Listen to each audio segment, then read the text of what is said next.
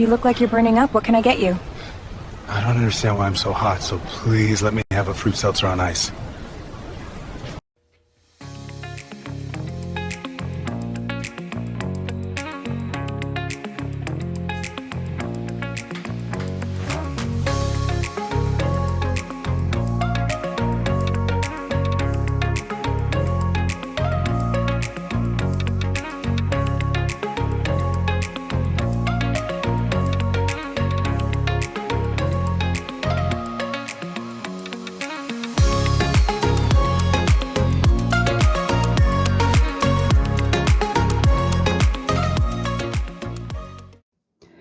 This experiment's purpose is to look at the various effects of shirt color on body temperature using a half mannequin, an onset hobo data logger with 2 internal measurements, temperature and humidity, and 2 external ports for cables that will measure mannequin skin temperature and anemometer wind speed in meters per second. Please note that 1 meter per second equals 2.24 miles per hour. Starting with a no-shirt test, each test began in the morning on June 21st, 2026, before the sun appeared. It did appear typically between 9 and 11 a.m.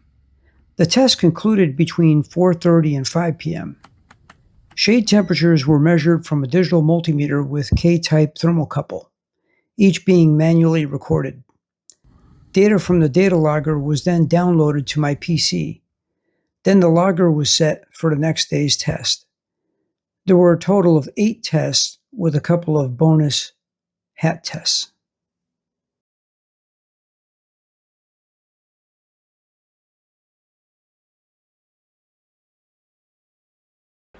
So it looks like you have lots of test equipment, but how can we interpret the resulting data-generated graphs?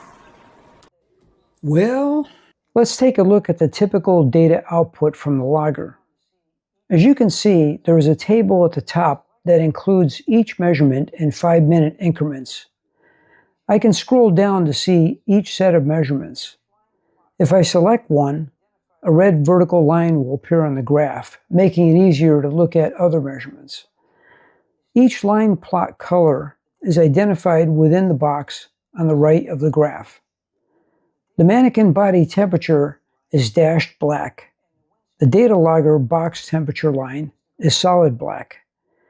The data logger measured humidity line is blue, and the wind speed from the anemometer is the green line. This particular one is labeled as Scaled Series. The box on the left shows table statistics. You can expand one or all to take a look at those. Now let's look at each of the graph characteristics of this mannequin t-shirt hat temperature test, starting with data from just the mannequin itself.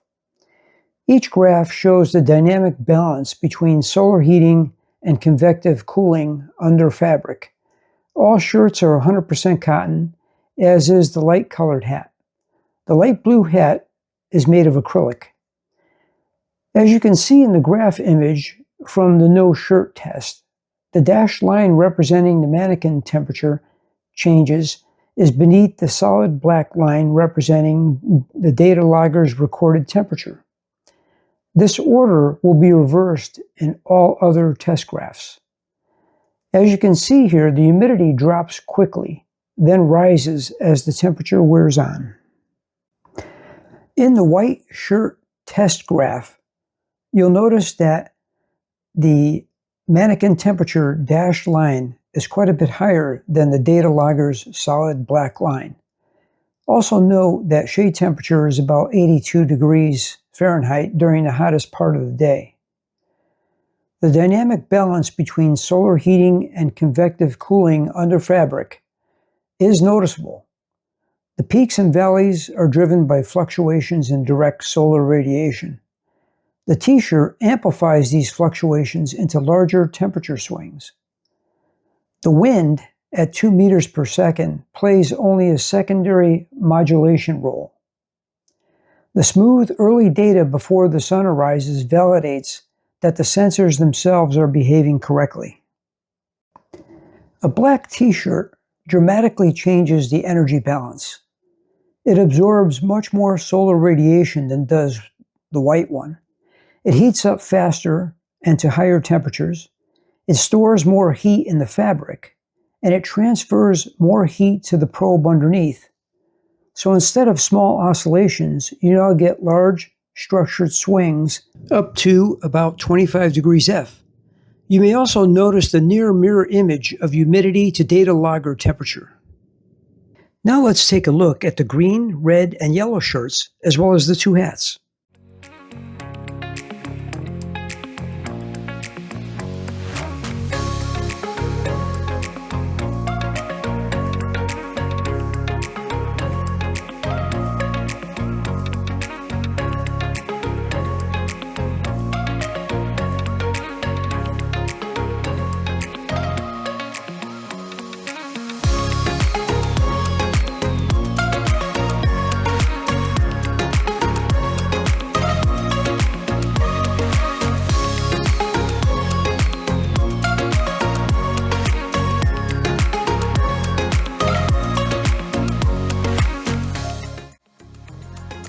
The bottom line is this: a darker shirt will generally make you warmer, but how much warmer depends more on airflow and fit than color alone.